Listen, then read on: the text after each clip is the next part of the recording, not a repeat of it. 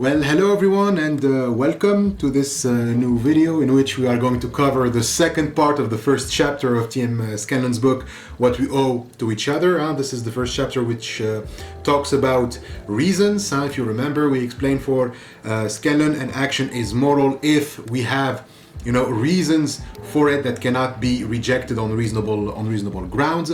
And we explained last time what we mean by a reason and and the relationship between rationality and reasonableness. And we said that being rational isn't really the best term to use to describe the creatures that we are, and Scanlon prefers the term reasonable when it comes to deliberative reasoning. Like when we deliberate, because we have to provide the reasons for our actions, so there is a process of deliberation that is implied in ethics. And in order for someone to deliberate and to be heard and to be listened to, well, people need to be not rational, because as we've seen, there are problems with when we try to define rationality and what is the most rational thing we can do. And so it is preferable to use the term reasonableness. But because it's we are more accustomed to the term rational instead of reasonable, Scanlon is going to be using a lot the term rational and not always reasonable. But you have to keep this distinction in mind, that he's mostly using rational out of habit, because we're more used to saying that people are rational instead of using the term reasonable. But he basically means reasonable whenever we use the term rational. So after that first part, we ended with the question of, well, how can moral judgments or reasons themselves have a motivation on us? Like how to explain, how can someone recognize that they have a reason and either be moved by that reason, or sometimes even fail at being moved by that reason. And so this is when we come to ask the question about motivation. How can reasons motivate us? How can they have the force to move us, etc.? So Scanlon starts this section by reminding us of what we call a rational, reasonable person.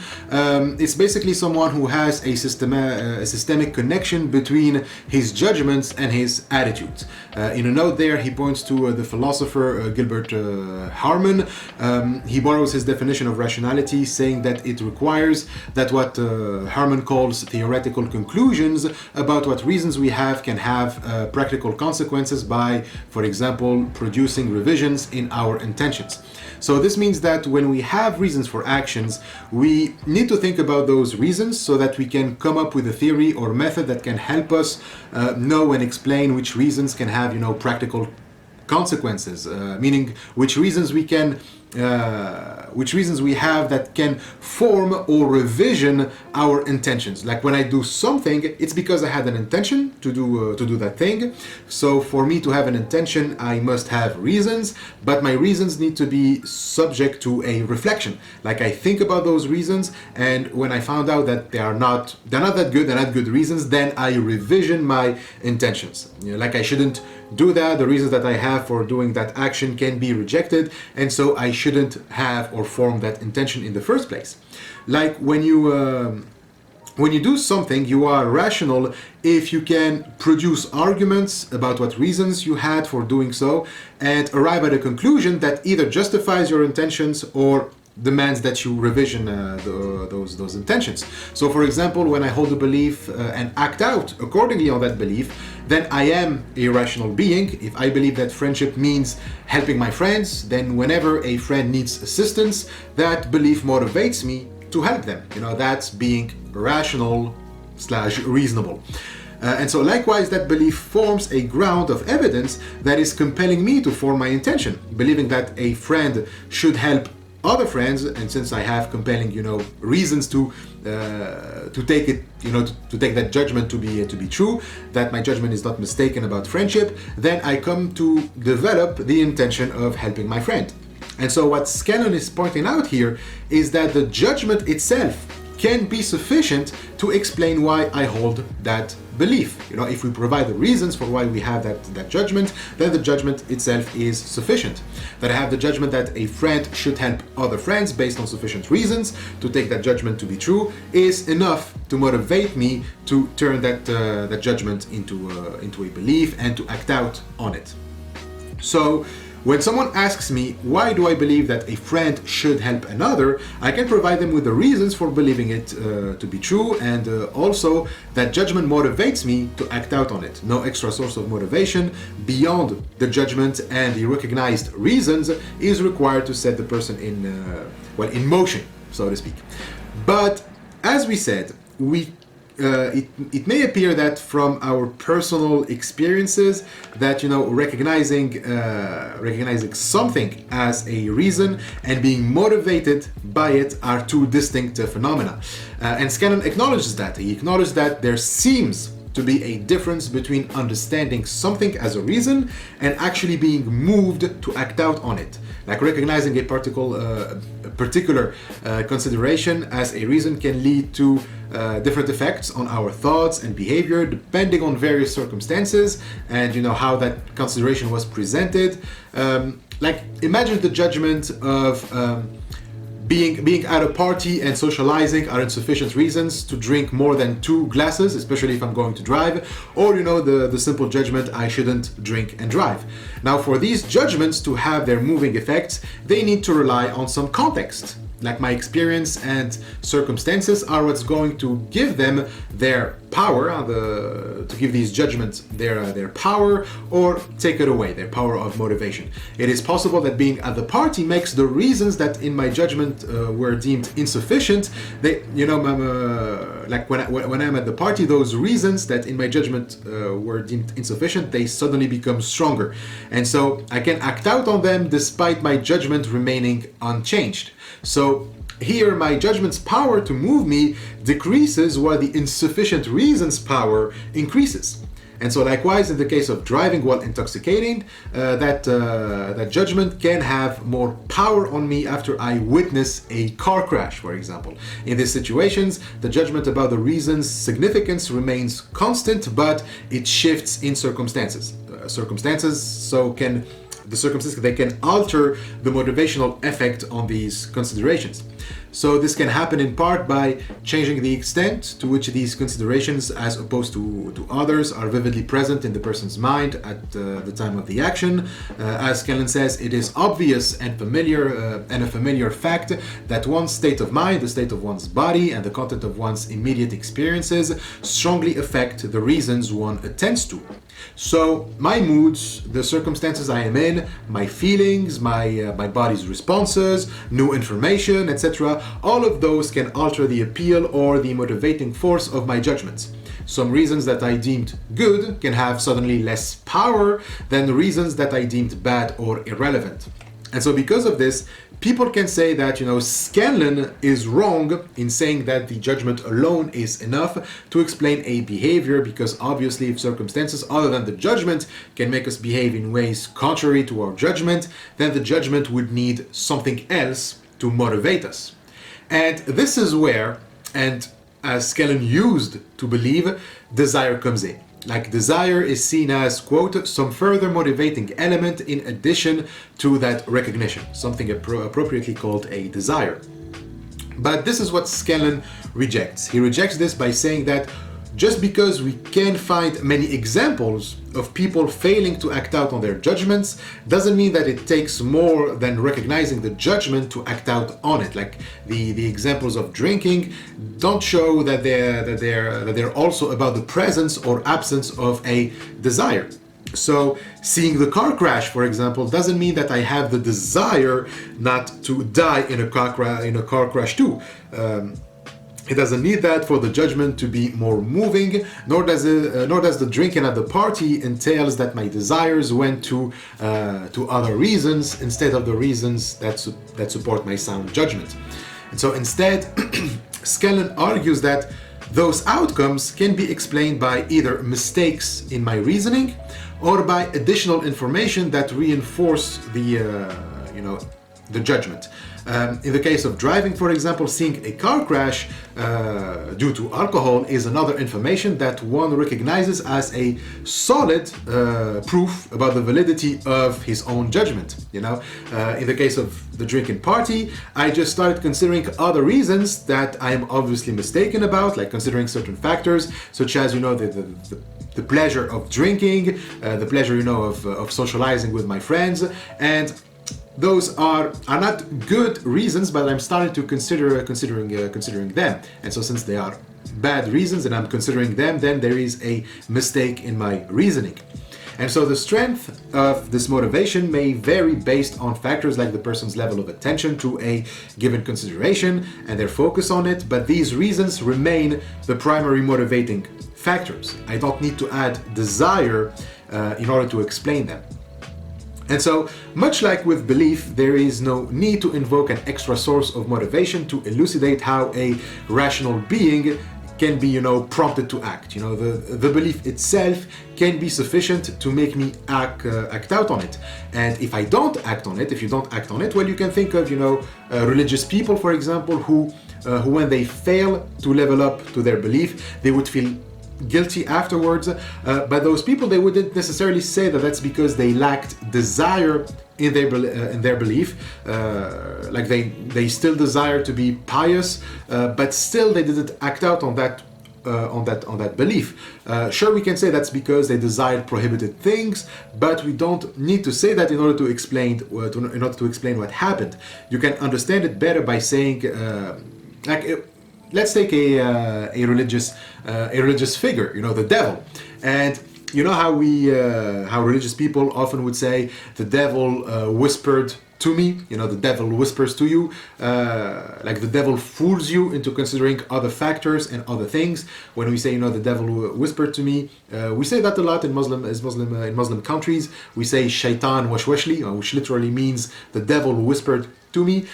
We say that after someone, you know, did a bad thing, which means that the devil made me consider other reasons that obviously were not appropriate. Like the devil made me doubt my better judgment. Now, we can give a name to such situations. These are called situations of acrasia of belief. Acrasia, it means weakness of will, to act out on a belief. It's a Greek word that means weakness or the absence of force. In this context, it means that, you know, a belief is weak or a belief lacks the force to motivate you. And since Socrates, it was used to mean that there can be no person who in their right mind would act against their own well-being or their own interest. Interest for Socrates means, you know, being good or being moral. So if a belief fails to motivate you, well, that's because you are irrational for Socrates. So acrasia can only happen if someone is irrational. If someone judges something to be good, then going against it would be an act of folly, and therefore, unless someone is crazy or irrational, they cannot go against what they believe to be good.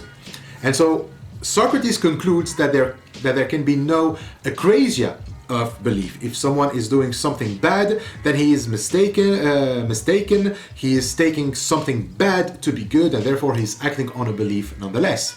In other words, judging P to be supported by the best evidence is so immediately connected with believing P that there is no room for slippage of the kind that can occur between judgment and action. To take P to be supported by the best evidence just is to believe it. But this is what Scanlon rejects. He objects to this, saying that being mistaken in that way doesn't mean that there is no acrasia. In Socrates' claim, once you recognize that something is good, then you are bound to accept that thing. And so, since no one acts against their interest, for Socrates, the mistake people make is to take something bad as something good, which means that it is a belief and they're acting out on a belief that they believe to be good. So all actions are moved by a belief. But for Scanlon, the mistake is more about the reasons for failing to act out on a belief rather than the belief itself. You know, hence in Scanlon you can recognize a belief and not act out on it or be moved by it. So acrasia is possible, and it is explained by your reasons for not acting out on a certain belief. This is because, well, belief is not solely a matter of judgment, as in Socrates' case, but also, you know, it involves, you know, the connections that develop over time between this judgment and various dispositions, such as, you know, feelings or convictions. As an example, Scanlon describes a situation where someone named Jones, despite, you know, presenting themselves as a loyal friend, is actually a deceptive individual. And so suppose that I happen to know Jones, and I know, like, I recognize that he is an artful deceiver, but the appearance of warmth and friendship may be so influential that I find myself thinking that despite knowing better, I end up thinking that despite that, Jones can be trusted after all. You know, it's like in Naruto, you know, the anime, where you had this guy Kimimaro, who's a loyal servant to Orochimaru. Like, Orochimaru is like the main villain of a certain arc, and the people fighting Kimimaro ask themselves, how can someone be loyal to someone or love someone as cruel as Orochimaru? And one of them, it was Gaara, I think. One of them says, we can know how awful someone is, but still prefer their company to solitude. And so even though the judgment, I shouldn't be loyal to awful people, is true in this case, there is a reason that makes it lose its motivational power, and that is the reason I don't want to suffer in solitude anymore. And so this illustrates a situation where belief is not simply determined by rational judgment, but can be influenced by emotional and situational factors, and hence, despite the belief Jones is a deceiver, I can still fail to be moved by it because of other reasons, you know, and that's what Scanlon was saying in the first place, you know, that you need the judgment and also the reasons for holding that judgment. So that belief is an acratic belief, okay? I know it is true, but as Scanlon says, even if it is true that in order to believe something, one must take there to be a reason for thinking it true, so there can be no such thing as believing something simply because one would like it to be true. This would not rule out acratic belief. So even if it is true, it doesn't mean that I'm not going to be moved by it, because in the case of the fake friend, for example, the appearance of friendship can be reasons for me not to be motivated by the belief that, you know, don't be friends with someone who is a deceiver. They may not be good reasons, but they are reasons nonetheless. It's like going out on a walk, for example, when you have a job interview. The walk sure can be pleasurable, but I know that going to the job interview is better, but despite knowing that, I can fail to be moved by the truth of my judgment about the job interview and instead go on the walk. So, quote, in the case of both belief and action, then there is a distinction between an agent's assessment of the reason-giving force of a consideration and the influence that that consideration has on the agent's thought and action.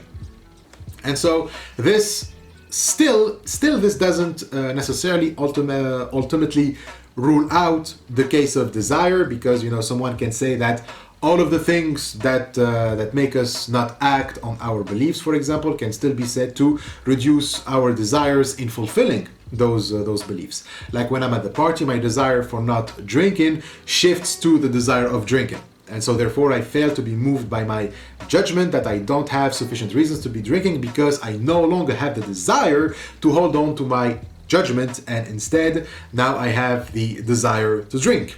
And so likewise, I have the desire to go on a walk and not go to the interview, or the desire to feel, you know, friendship and not the desire to have a true friend. So how does Scanlon respond to this?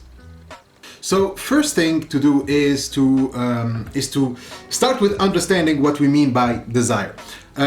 there are two roles for desire that happen simultaneously when we say that someone has a desire. Quote, on the one hand, they are supposed to be motivationally efficacious. Desires are usually or perhaps always what move us to act. On the other hand, they are supposed to be normatively significant. When someone has a desire in the standard normative sense to do something. This is generally, perhaps even always, true because doing this would promote the fulfillment of some desire which the agent has. So desires are motivating us to act, and they propel us into doing something in the normative sense, like, desires push us to fulfill, well, desires. They propel us into doing something we have reason to do, which is fulfilling the desire in question. So we can say that desires are a class of pro-attitude, like I have an attitude that promotes something. I have a desire to eat ice cream, so I'll have an attitude that is pro-eating ice cream. And so these attitudes aren't just limited to pleasure, but also include loyalty, pride, or a sense of duty, etc. On this account, it seems that anything that is likely to move us is a desire. And so this seems like a truism, meaning that it seems, true intuitively, like it's obvious, but Scanlon thinks otherwise. He starts his critique with returning again to Thomas Nigel, who argued that first we need to make a distinction between two types of desires. There are, motivated desires and unmotivated desires. And so motivated desires are desires that, quote, do not seem to be sources of motivation, but rather the motivational consequences of something else, such as the agent's recognition of something as a duty or as supported by a reason of some other kind. And so this means that my desire is not the source of my motivation, but rather but rather something else has caused the desire, and that something else is already motivating. It's already motivating in itself, and my desire is just a consequence of that thing, right? So I have the desire to fulfill my duty because fulfilling my duty is itself desirable. So the desire doesn't motivate me to fulfill my duty, rather my duty motivates my desire. That's why they are called motivated desires. They depend on something else in order to kick in. And so for the unmotivated desire, here are independent sources of motivation and perhaps also a reasons to act. Natural candidates for this role are what Nigel calls unmotivated desires, that is to say, desires that are not dependent on some other states for their motivating and reason-giving force. So you can have an example of this in thirst. For example, when I am thirsty, I desire to quench my thirst. This doesn't have to depend on some notion that thirst is undesirable or that drinking water is desirable. I don't need that judgment in order for the thirst to hit me. So Scanlon examines this case of thirst to reject the idea that desires are needed to explain motivation when we already have reasons. So he argues that first, when I am thirsty, well, there is an unpleasant sensation, right? My throat and mouth feel dry, and with this, Scanlon says there's a thought, one that says that having a glass of water will relieve me from this unpleasant sensation. And so this future good, being relieved of thirst, makes it worthwhile for me to drink water, and so it's a reason for me to go get a glass of water.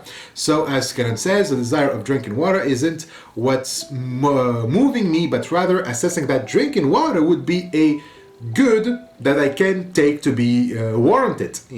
Quote, the motivational work seemed to be done by my taking this future pleasure to count in favor of drinking. So it is the evaluation of drinking water as a good reason that I am motivated to act out on it. I have an account in favor of it, and so that's why I do it, not because I desire it. And so here someone can say that, but desire simply means that, that thrusting urge to drink when one is thirsty. It's a sudden urge to act that makes a desire which is independent from any evaluative judgment. But if that's the case, that desires are just, mere sudden urges without any evaluative content, then we can find cases like the following case. So Scanlon mentions this case from a philosopher, Warren Quinn, who presents a man who suddenly has the urge of turning on the radio, like he just turns it on. There's, nothing good for him to turn it on. He doesn't want to listen to the music or the news or to avoid, the silence. He just has the urge out of nowhere to turn it on. But that would mean that we take desires as something else than what we normally take them to be. Quote, although we may sometimes have such urges, the idea of such a purely functional state fails to capture something essential in the most common cases of desires. Desiring something involves having a tendency to see something good or desirable about it. So, without the evaluative content, we can't know if turning on the radio is desirable or, what is even desirable about it. And so therefore a desire needs to be accompanied with an evaluative content, something we have an account in favor for. So in short, we need a reason to turn on the radio or to get a glass of water. And what Scanlon says is not that all desires arise from prior judgments, but rather that having what is generally called a desire involves having a tendency to see something as a reason. So, in this case, desires seem not to be the sources of motivation itself, but it doesn't also mean that any source of motivation must have desires as a motivation consequence. Seeing that something is good doesn't mean that it is desirable either, right? So, like drinking medicine that tastes bad is good, but it's not desirable. In some cases, you can have a reason, and the act that the reason motivates you to do happens to be desirable, like in the case of thirst, like drinking water is a desirable thing to do, but you're mostly motivated by a reason, like in the case of being sick. The treatment isn't desirable, but you have to do it because you have a good reason to do it. And so similarly, you can have something that is desirable, but you have good reasons not to pursue it. Someone can find many women very attractive, perhaps more attractive than his or her current partner, but he doesn't go after them because he has good reasons not to do. Someone can say, yeah, but that's because he has other desires that he wants to fulfill, and he judges them incompatible with the desires of seducing other women, and he considers those desires more important and worthwhile than the ones of seducing other women. That can be the case, but then what's determining which desire is more worthwhile and sticking to those desires, if not judgments that being loyal to your partner is more important or has more reasons in favor of it than cheating on your partner. And we can also say that someone can stay in a relationship because they value their sense of duty more than they value their own desires, right? And so here Scanlon introduces a new concept of desires which he endorses, which are desires in the directed attention sense. Quote, a person has a desire in the directed attention sense that P, if the thought of P keeps occurring to him or her in favorable light, that is to say, if the person's attention is directed insistently toward considerations that present themselves as counting in favor of P. And so these are the kind of desires that we can say are lacking when someone has a reason to do something that they don't desire to do it. Like in the case of the person looking at attractive women but staying loyal to their partner, can be the case of someone who lacks those desires or doesn't give them weight. A direct attention desire means a desire that hits you directly and direct your attention to it. Like when you walk down the street and walk past a bakery that has cake placed at the window, and you suddenly want to eat it. Or when you see a beautiful woman or handsome man on the street and you just keep looking at them. That's a directed attention desire. But it can also be something bigger than just random urges about pleasures or avoiding pain.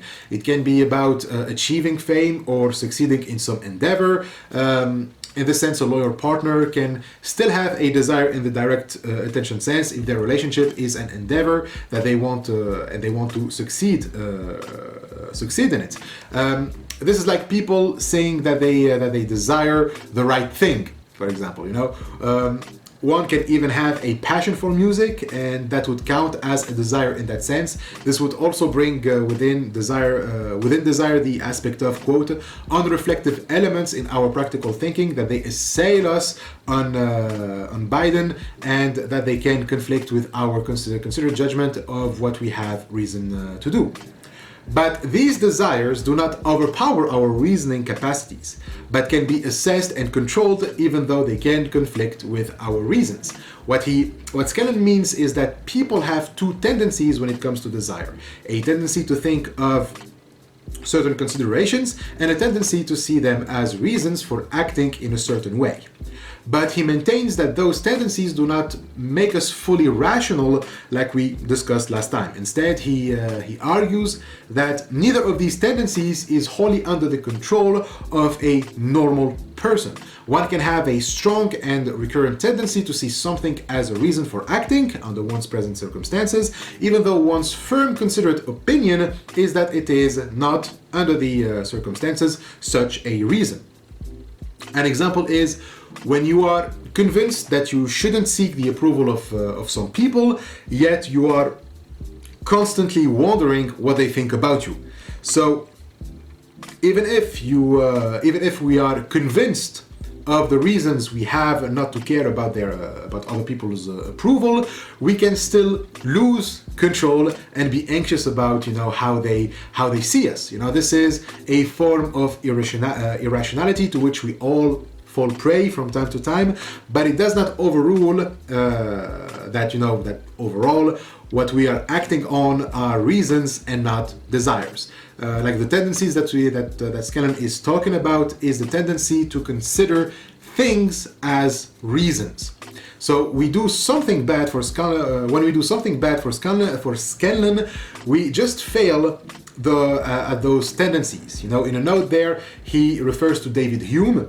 Hume have mentioned direct attention desires as violent passions that cloud our judgments and make us unable to think. And so Scanlon kind of rejects this. He says, referring to Hume, he says that that where this character is lacking, in the case of what he calls calm passions, we are apt to mistake passion for the operation of reason. I am arguing, on the contrary, that where this element is present, we may mistakenly believe that the motivational force of a state lies in something other than a tendency to see something as a reason. So for Scanlon, we make the mistake of calling desires a motivation force, just like Hume argues we mistake violent passions for reason. But he also subverts Hume's account, saying that violent passions are also reason, except that it is a reason that is mistaken about reasons. Okay, so in short, we should understand desires as direct attention force, which arise because of reasons not independent of it. So it is our reasons that move us, not our desires. And when we feel that desires are too strong, that they like violent passions, they stop our reason with a capital R.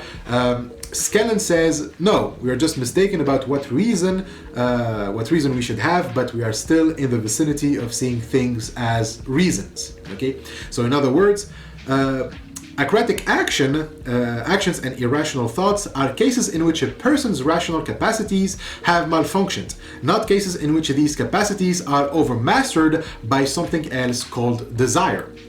So if someone cheats on their spouse, it's not because their desire, but because their rational capacities have malfunctioned. So to summarize so far, Scanlon argues 3 points. 1, desires aren't a source of motivation independent of reasons. 2, desires aren't just urges that pop up for no reason, rather they are direct attention desires which occur independent of something that counts in favor of a belief or an action. And 3, there is no unique or independent source of motivation. Just because we are moved to act doesn't mean that we are desiring that act. And even if we have a desire and act accordingly, it just happens that the thing being desired is desirable, and we are accepting that, like it's desirable and aligned with our reasons to act, and so it's not the desire that is moving us. So in Scanlon's words, desire, in the direct attention sense, characterizes an important form of variability in the motivational efficacy of reasons, but it does this by describing one way in which the thought of something as a reason can present itself, rather than by identifying a motivating factor that is independent of such thought. And so it is reasons that motivates us, not desires. But someone can still argue that even though desires don't play that much of a role in motivation, can they still be basis for justifying our actions? Can't a desire itself be a reason for an action? Like if I act in a certain way, can't I justify that action by saying that I, desired that action? And so this is the thesis that, quote, reasons for action can or must derive their justificatory force from the agent's desires. It can seem intuitively obvious that many of the reasons people have depend on their desires, and that different people have different reasons for action because their desires are different. So if I act in a certain way, I can justify that action by saying that it will fulfill some desires that I have. If I desire to see the concert of my favorite rock and roll band, going to the town in which the concert is held is justified based on my desire to see my favorite band. If I want to become a writer, for example, that's my desire, I have then reasons for why I'm studying literature. And so while this can be true, the issue Scanlon has is to assert that all all reasons are based on desires. Cases in which we have this dependency between desires and reasons can be called subjective reactions. Here, desire is meant to mean things that are appealing to me personally. It's a matter of personal preferences. For example, like when you prefer a walk on a seashore instead of in the woods, it's because seashores are more appealing to you, at least at that moment, than going to walk in the woods. So wanting to help my friends or my family arise from the fact that they are my friends and family. They are people who I find appealing to help because of my shared affection towards them, and our shared affection towards one another. So how you feel about some people and things can serve as a justification for what you are doing. So here, you can say that your desires and reasons go together, but there are things that don't work like that. Like there are things that Scanlon says are reasons to do something because the something is worthwhile and not because we see it as a desire. For example, to alleviate someone's suffering for preventing the destruction of a great building. In these cases, failing to see these things as worthwhile, and so having reason, to take care of them. And so you fail to take care of them. So that would mean that you are mistaken. These are things that are to be taken care of despite of my desires. I shouldn't wait until I see them as a reason in the sense that we are discussing here, like a reason depending on a desire. I shouldn't wait until I see that in order to act out on the belief that I should care about someone who is suffering. I should try to alleviate their suffering, or let's not destroy a historical monument or things like that. Whether I like it or not, alleviating someone's suffering is worthwhile, and preserving great monuments is worthwhile as well. So not all reasons depend on my desires, but Scanlon is going to go even further than this and defend an even more radical thesis. Quote, I will defend the stronger claim that desires almost never provide reasons for action in the way described by the standard desire model. According to this familiar model, desires are not conclusions of practical reasoning, but starting points for it. They are states which simply occur or not, and when they do occur, they provide the agent with reason to do what will promote their fulfillment. So desires can almost never be used as a justification, and that starts with his critique of the standard model of desire, which states that desires are a starting point of practical reasoning. And so in this model, I have a desire, and from that desire, I'll begin reasoning as to how I can fulfill that desire, and so I am set in motion. So for Scanlon, desires are not starting points actually, even in cases of subjective reasoning. Even in the case of Quinn's argument. I remember when we talked about him, like it's the guy with the radio, the weird dude that just gets the urge to turn on the radio. Even in this case, where he argues that desires must also have the evaluative content, even with that evaluative content, Scanlon argues that desires cannot count for justifying an action. He imagines, like he says, imagine you want to buy a new computer. You desire to buy a new computer, so you are going to be looking at computer ads, at different, the computers with different features, etc. It's a desire in the direct attention sense, right? But then Scanlon says, does my being in this state make it the case that I have a reason to buy a new computer? Because doing this would satisfy my desire.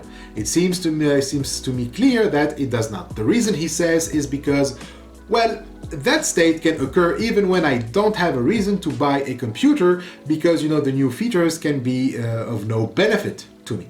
So having the desire to buy a new computer doesn't account for a reason to buy it. So the closest thing to a reason would be, to buy it so that the desire stops popping up and bothering me or distracting me from other things by making me, look at ads or things like that. But there is no valid reason to waste my money on a new computer that I actually don't need, even if I desire buying the new computer. So even if I may have a reason to buy the new computer, like I may have, maybe I do have a slow computer and it would be nice to have one that runs fast, but that still doesn't account for a reason if I desire a faster computer, because buying the computer isn't to fulfill the desire of buying the computer, but to fulfill other reasons like enjoying the computer's features or impress my colleagues or whatever with my new computer. But someone can still maintain that we are buying the computer for fulfilling desires. The things I mentioned, enjoyment, impress colleagues, can be called desires that justify me buying the computer. In a note there, Scanlon mentions Derek Parfit for making a similar claim, like at one point he agrees that we rarely do things just for doing them, like we often depend on reasons, but then Parfit adds, even if a reason is not a desire, it may depend on a desire. And he goes on to say that many of the reasons that we have do depend on our desires. So it can be the case that the reason why people have different reasons is because they have different desires. So Scanlon goes on to examine, different cases. So an obvious case is when we look at the desire for eating ice cream. It is a subjective desire, since someone who doesn't desire ice cream is less likely to eat it than me who has, that desire, right? So having the desire to eat ice cream explains why I eat it, while the person who doesn't have the desire isn't eating it. So what would constitute that desire? Well, he argues when someone likes ice cream means that they enjoy eating it because, they like the taste. But it's not a claim about now, but it is a general claim. I like ice cream. That is true of me almost all of the time, right? If we say Ben likes ice cream, means that Ben is someone who generally, in the overall of his existence, likes to eat ice cream. Like in most of the time, he can go for an ice cream cone. But what this can conclude is that Ben has a reason to eat ice cream almost all of the time. Whenever you catch him, it can be appropriate for him and you to eat ice cream because you know that he likes ice cream. This is indeed very different from saying that Ben has the desire for ice cream, right?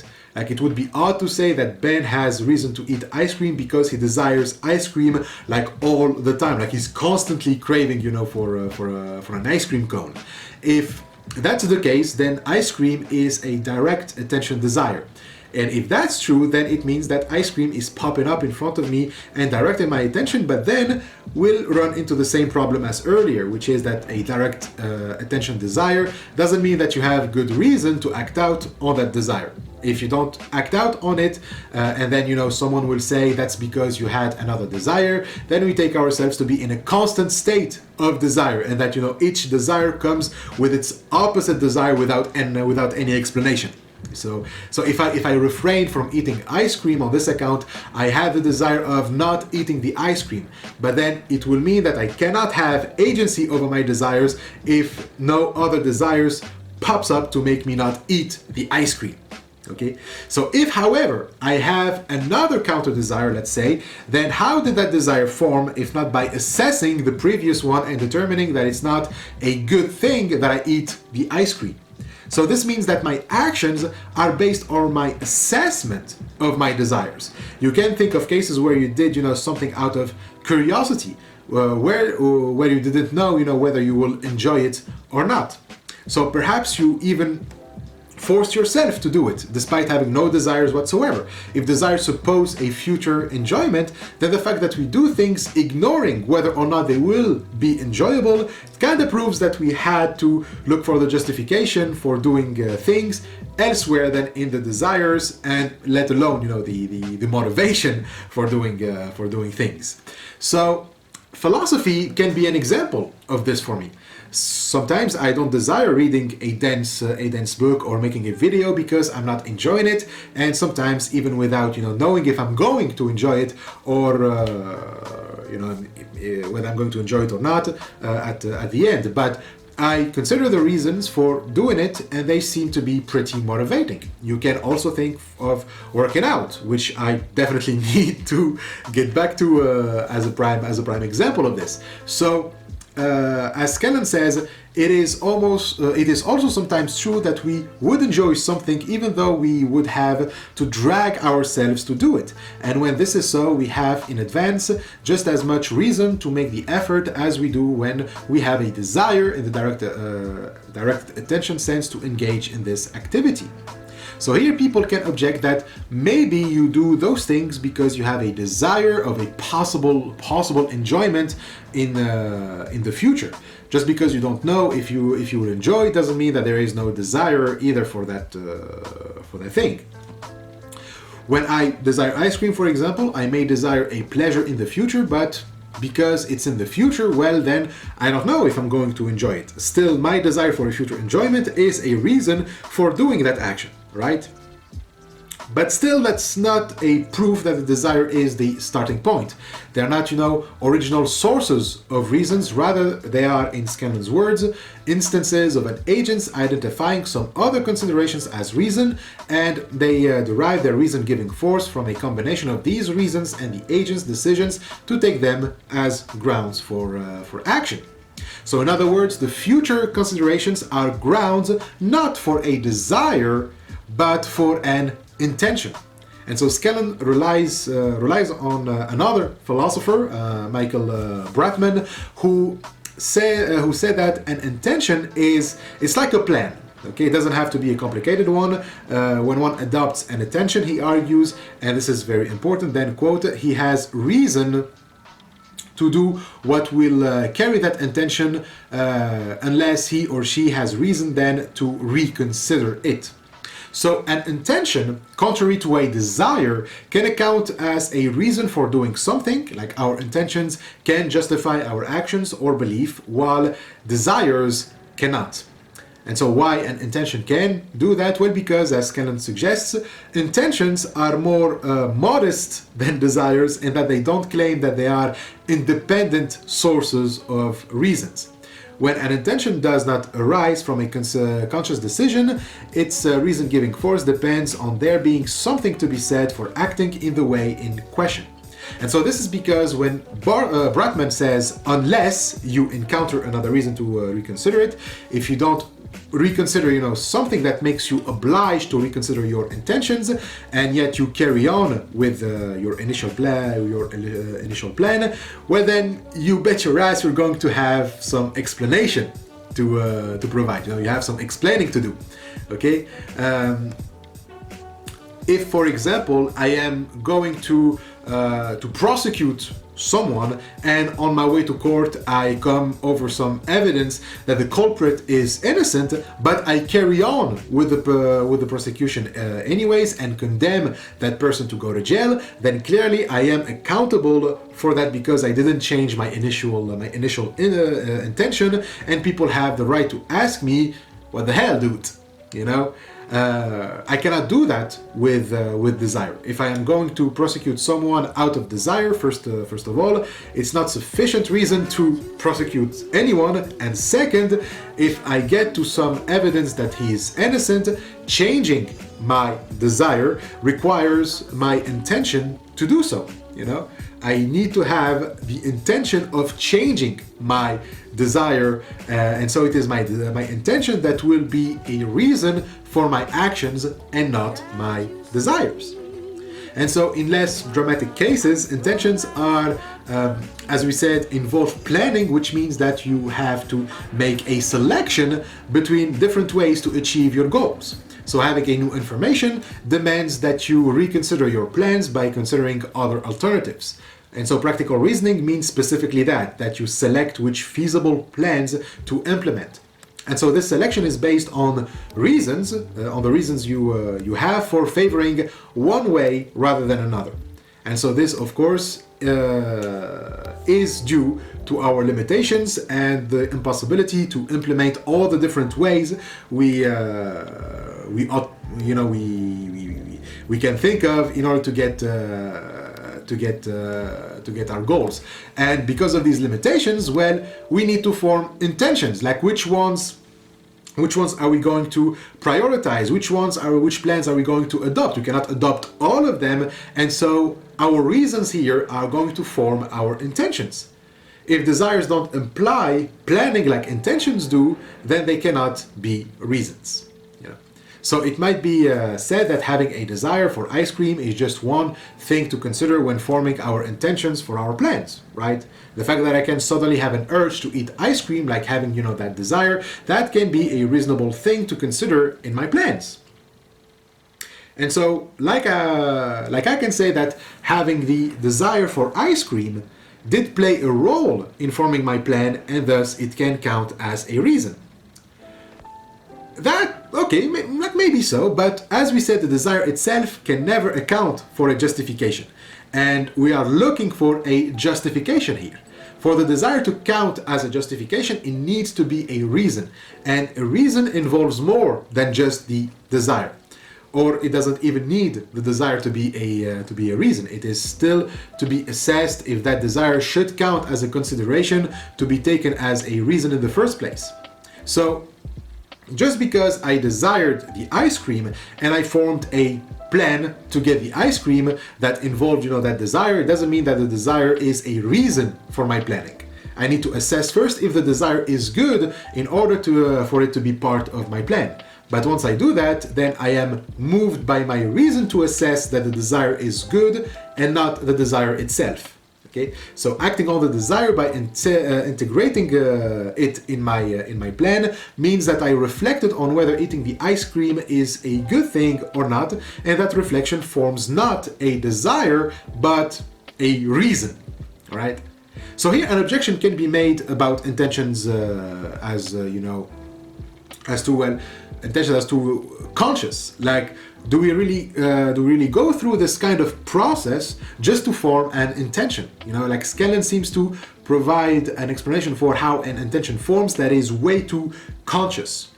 But Scanlon argues that even though this seems to be, like a lot, like you have to go through a very complicated process, you have to make a plan, you have to consider many alternatives, many ways, etc. to have an intention.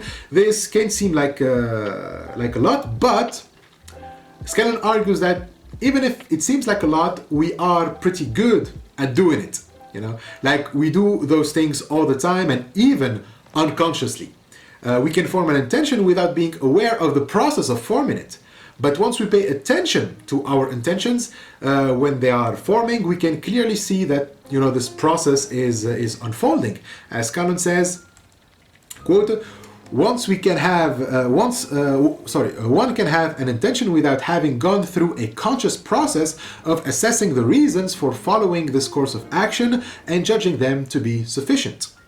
So sometimes our intentions may be simple instead of, highly complex. For example, when we do something just because we feel like it, can seem to be a case in which we do something without a reason. But for Scanlon, it's not like that. When I take another road to go home, for example, because that road felt more appealing to me, or because I just felt like it, given the circumstances, that nothing worth considering is compelling me to take the road I chose, then I felt like it can be a reason for doing so. It can be a trivial case that doesn't require the pattern of thought in all of its stages as we described earlier, but that's because it's a trivial case, one in which it is reasonable not to take more considerations than what I feel like what I feel like to do, because there's no need to consider other things. It's a situation in which just feeling like it can be a reason, because there are no reason to consider other things. So I can justify it, and therefore my feeling like it can be a reason here. So whether something can count as a reason is going to depend on its context. If I was leaving work in a hurry because my wife is giving birth, then choosing the road that I am taking is going to need more than just I feel like it. And so there are other considerations to take in. But in other cases, since there are no other considerations, the process can happen very, very quickly. Just I feel like it is enough. And so this can remind us of Bernard Williams' subjective reasoning, that we make different intentions, or being interested in different things because we have different reasons and different circumstances. What would be a reason for speeding in the case of someone going to see his wife give birth is different from someone who is speeding just to win a race. And likewise, people have different centers of interests because they value different things. What is worthwhile pursuing for someone isn't the same for someone else. Like I value pursuing a career in philosophy, while someone would value a career in architecture.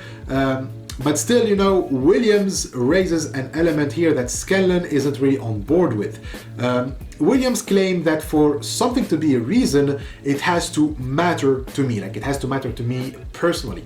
That's what the subjectivity is all about. Here, Williams gives a case of a fictional character from a Henry James novel. He's called Owen Wingrave. And Scanlon is going to talk about this more in the appendix, so we will get to that. But he goes through the argument of Williams quickly. So Williams presents this character, Owen Wingrave, and Wingrave comes from a family that values military career more than anything. And so if someone isn't in the military, they are worthless to the eyes of this family. So the Wingraves, the family prepare Owen for his military career, but as you can guess, Owen doesn't want it. He's left cold by the idea of a military life. He just hates going to camp and be around soldiers. He hates everything about the military. But throughout the story, his relatives keep telling him that he has reason to pursue this career. That reason is mainly the value of tradition, but we can imagine countless reasons someone can tell another person to have in order to do, something considered valuable for the person telling you to do it. And so the point William makes is that Owen doesn't have a reason to go to the army because, quote, doing so would not promote the fulfillment of any element in his subjective motivational set. His family's protestations, to the contrary, amount to mere browbeating. So, for Williams, if someone doesn't matter, if something doesn't matter to you in this subjective sense, like it's not part of your motivational set, it doesn't figure among the things that motivate you, then it is not a reason for you to do it. And this is where Scanlon kind of disagrees. He doesn't disagree on the fact that Owen doesn't have a reason to join the military. I mean, Scanlon kind of agrees on that. What he disagrees with is the idea that not having a reason means that something isn't part of your subjective motivational set. That an element is lacking in that set can still be a reason for you to do whatever it is that we are talking about here, joining the military, studying medicine, or whatever. Like, you need more than this to say that something isn't a reason. Instead, what is needed is whether the activity is considered worthwhile or not. What is to be asked instead is, why does the family think that it is worthwhile for Owen to take up, that career, and if they can give reasons that Owen cannot reject.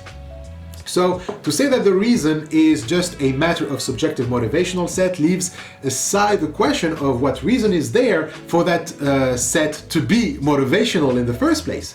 And to answer that question, we have to ask if the activity is worthwhile and if the family is providing reasons that Owen isn't seeing that they are, convincing in proving that the activity is worthwhile, or if, Owen has good reasons for rejecting this. So Owen seems to have good reasons to reject, the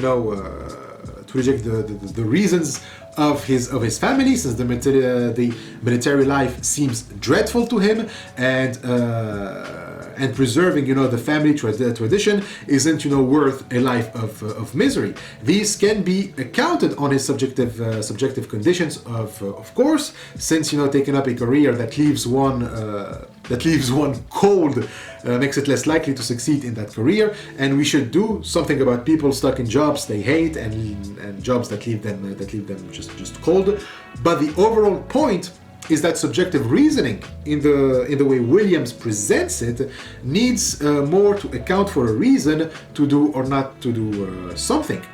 As he says, so while it would be a mistake to conclude from the case of Owen Wingrave that all reasons for action are a matter of what will satisfy, in a suitably broad sense, some element in one's subjective motivational set, this case does indicate another way in which the reasons we have can depend on subjective conditions.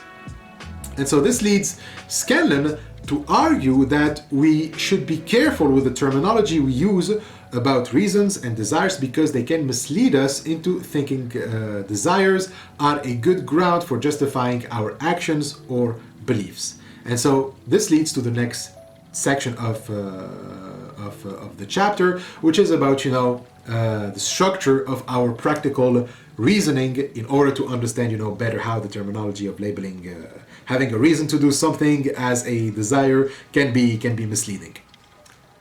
So let's start by explaining how a desire is structured. Scanlon writes, a desire is naturally understood as having a two-part structure. It has an object and a weight. It is a desire for something, typically taken to be some state of affairs, and it counts in favor of that thing which with a certain degree of strength. So this is quite clear. I have a desire, like I desire something, so the desire always has an object. Now Scanlon specifies what the object, what he means by object. He means the object of a desire is some state of affairs. To have a desire is to desire that something should be the case. So he expands further in a note saying that when I desire a glass of water, the object isn't the glass of water, but a state of affairs involving that glass of water. Meaning that, in his own words, I stand in certain relations to objects of this kind. And so the desire means a relationship with an object. A certain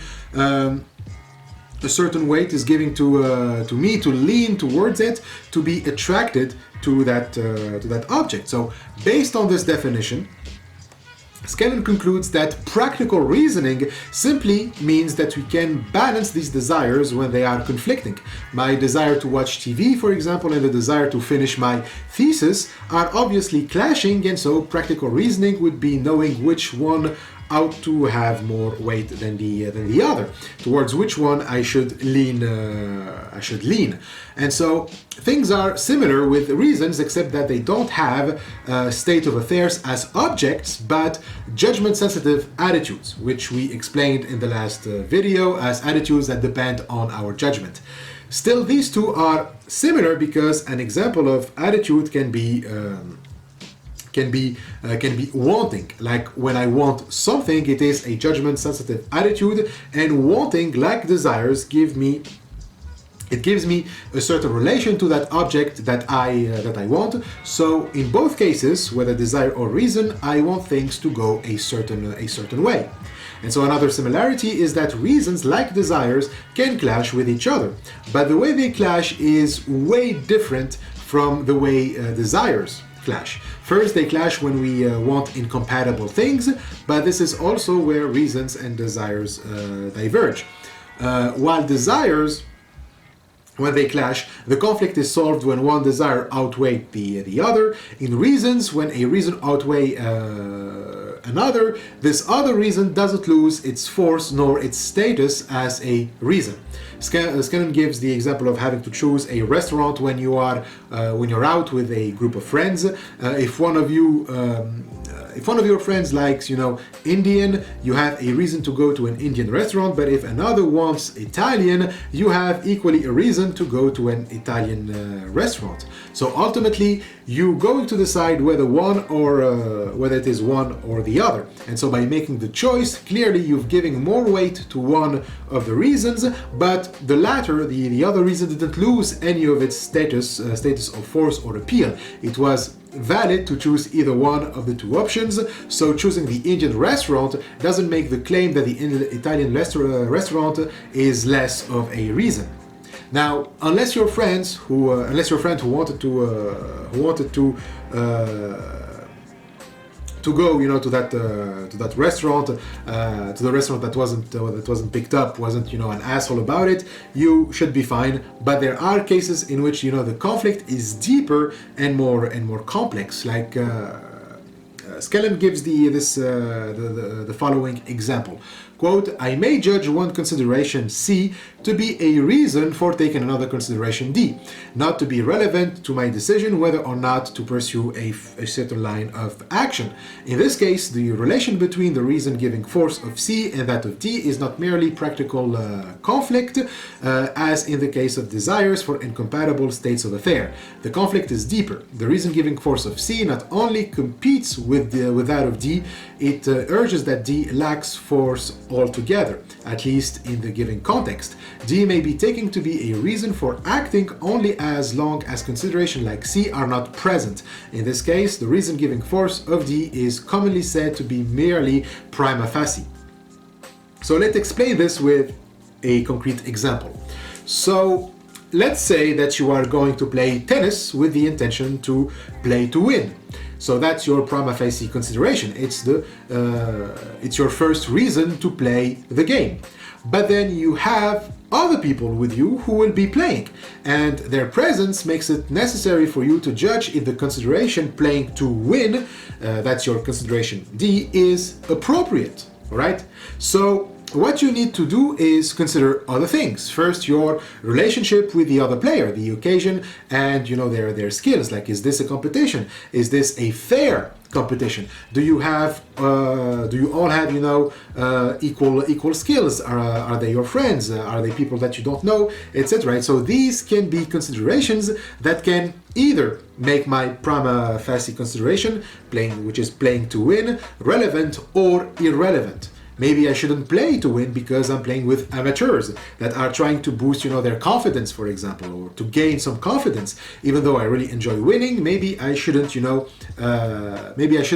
the risk of hurting their confidence, for example. Or maybe I decide that whether I play to win or not doesn't make a difference and go with what I prefer. Whatever the outcome, I've been involved in a process of deciding which the consideration is relevant to the way the game is going to go. And so it can be that I care for my friends' feelings, but rule them out as something irrelevant.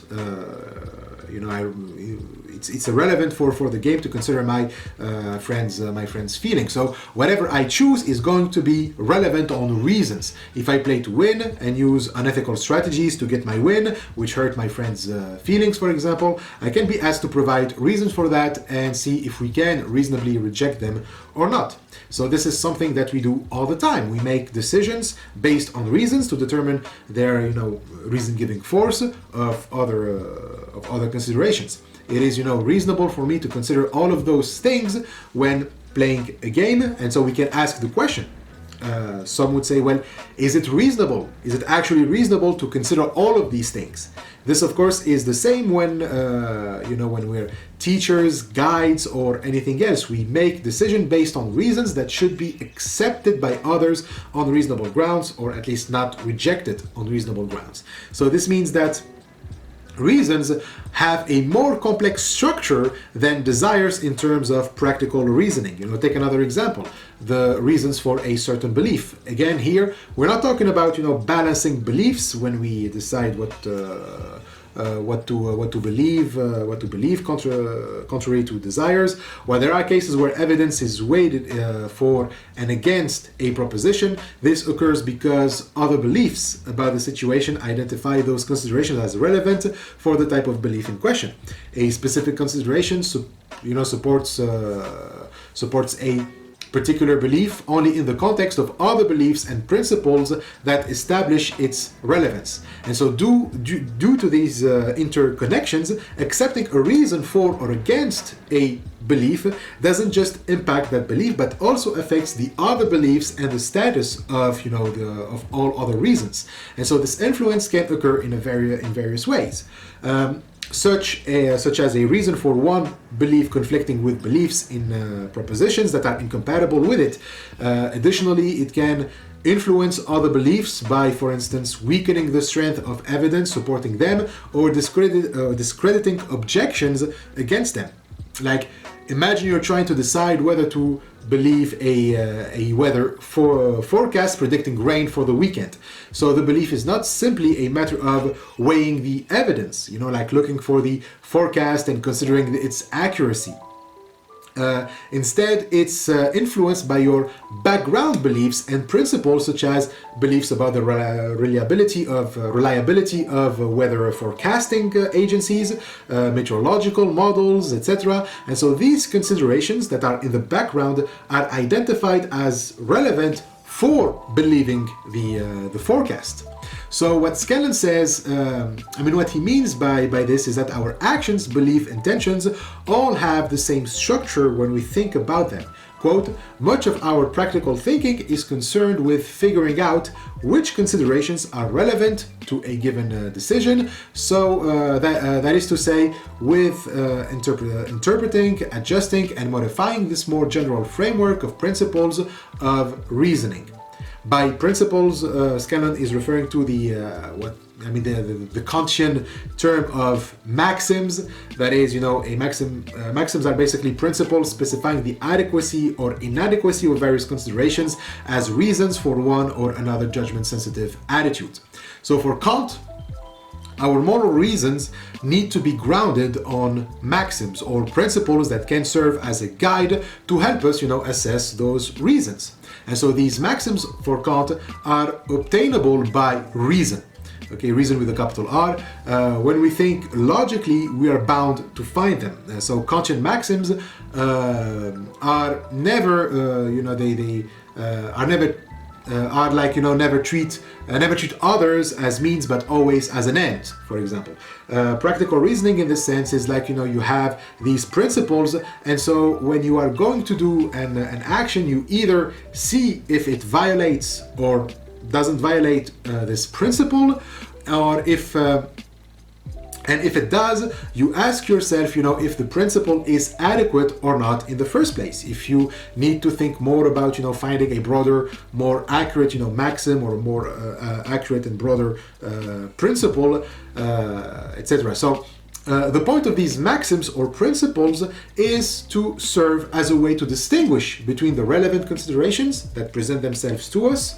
It's a way of identifying what should matter more to us, what would be appropriate in certain situations, something that has, to play some role in our life, etc. It can be a job or a hobby, something that has to have some weight. And so practical reasoning can assess which considerations are more appropriate for what kind of pursuit and in what context. Quote, depending on the place in life that an aim is to be given, different reasons will be relevant to that the decision whether to adopt it. Consideration that would be perfectly good reasons for taking up some activity as a temporary amusement would strike most of us as absurd grounds for a fundamental commitment, and vice versa. Similarly, depending on the place that a given aim has in one's life, it will have different kinds of reason-giving force in relation to one's other concerns. So, if, as Scanlon says, for example, I choose golfing to be the guiding aim of my life, like anything that would happen to me needs to be assessed from the point of view of golfing, that would be a big claim to make. Right? If like that would mean that every decision in my life would be structured around me golfing. Like my wife birthing our child is less important than golfing. And so in such case, Scanlon says that you will require to have a big fucking reason to be able to justify that claim to others, especially your wife. Like why is golfing playing that role when clearly it shouldn't? So for all of these reasons, the desire model cannot account as a basis for explaining why we do or believe the things that we do. And so still, Scanlon anticipates some objections, like the claim that he's presenting an oversimplified account of the desire model. Someone can say that, after all, what matters is that someone makes the right decisions about his beliefs and actions. And so the reasons model can perhaps account better in terms of technicality for that, but the desire model can still reach the same conclusions and, practical consequences, like whether we balance desires or override reasons. If the result is the same, who cares? Like the example of the tennis player, for example, can lead to similar results whether we go with the desire model or with the reason model. A proponent of the desire model can say that Scanlon finds fault with the desire model because he restricts it to a broad concern, like a concern for the opponent's feeling, whereas the desire model can accommodate a range of desires and more nuanced distinctions between types of hurt feelings, such as those arising from fair competition versus gratuitous insults, for example. And so this suggests that the desire model can be flexible and can account for a variety of desires and motivations. But even though this is the case, and that we can get similar results, the account of reasons is better at explaining those results, and therefore, since this is about practical reasoning, the better explanation would also be the best practically. And so this is because, well, the reason model doesn't just give accounts on someone's actions and behaviors, but normative reasons for them that imply that they have to be accepted to other people. Like the desire model, on the other hand, stops before that. Like if it implies an ethical dimension, it needs to make those desires acceptable to other people, and therefore it has to give reasons for making it so. So even if balancing desires can also lead to choosing not to hurt someone's feelings, which can be considered the right thing to do, it can only be truly ethical if the other person agrees that this is the right thing to do. And therefore you need to provide reasons for that, and you can't just decide for yourself what is the best thing to do, even if you are right about it. Okay, so it means, for example, that when two friends are competing, there has to be an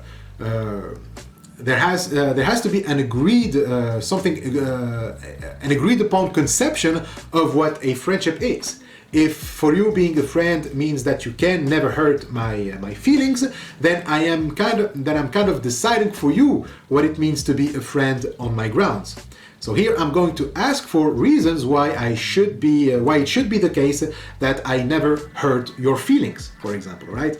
And if I hurt your feelings, I need to give you good reasons for why your feelings weren't that relevant or important in this case or in other circumstances where your feelings got hurt, right? So as Scanlon says, if friendship is to be compatible with other ends, then even friendship cannot require one always to avoid anything that would cause one's friend's disappointment or distress. If friendship is not to be a tyrannical relationship, then we have to make such distinctions, and there are good grounds for suspending this concern in cases of friendly competition, or when one is serving on a search committee or in some other administrative capacities, but not for suspending it whether one might get pleasure from making caustic comments. This claim depends obviously on a particular view of friendship. For some people, perhaps exchanging what I might call caustic comments is a part of the pleasure of being friends.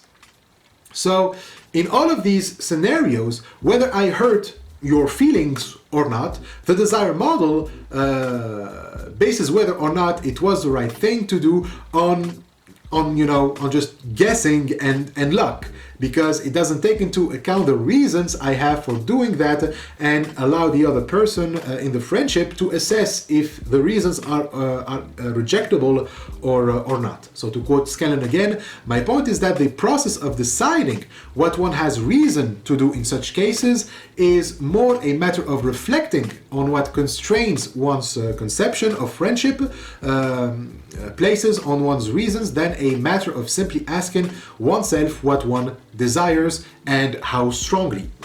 So then Scanlon addresses another way the desire model can attempt at an objection, this time by appealing to Frankfurt's second order desire, which we already mentioned last time. Like it's when you ask yourself if you want the first order desire or not. In the case of the player, the second, of the game, of the tennis game, second order desires is to ask yourself how strong do you really want to win. If if you want to be the kind of guy that wants to win in that situation, right? So second order desires are very similar to Scanlon's model of reasons, and so we can say that there is a desire model that works, or that that can explain what we do, just like the reason model, except that this is another case where terminology can mislead us. Second order desires are more similar to reason because, well, they're not desires, they are reasons.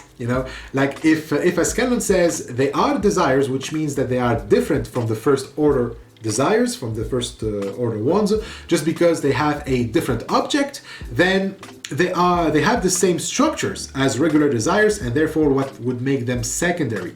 As Scanlon asks, how their second order character, if it is just a difference in the objects of these desires, can give them the kind of authority that is involved when one reason supports the judgment that another putative reason is in fact irrelevant. So second order desires arise when there is a conflict between primary desires, and they're supposed to assess which desire to give a priority to. But if they are still desires, then what gives them the authority to determine the relevance of other desires or other reasons, for that matter? So the problem that first order desires face, the problem that first order desires face, the second desires would also face the same problems. And so he gives an example of conflicting desires, one to act impartially as a department chair, and another to choose the option that makes life easier. So these desires can conflict practically, as someone cannot satisfy both simultaneously. And so the question is how to solve this. Are we going to introduce a third order desire to solve the conflict of the second order desire, and then a fourth order desire, etc., etc.? So because of all of this, it is better to consider reasons instead of desires, since reasons don't have this kind of infinite regress problem. And so this is where we're going to stop. We will leave the third part of the first chapter on reasons for the next time. So far we just we just argued that you cannot explain motivation solely based on desires, and that the reason model is more appropriate to explain how someone comes to be motivated to do certain things or to hold certain beliefs. And so next time we are going to talk about more challenges about about the reason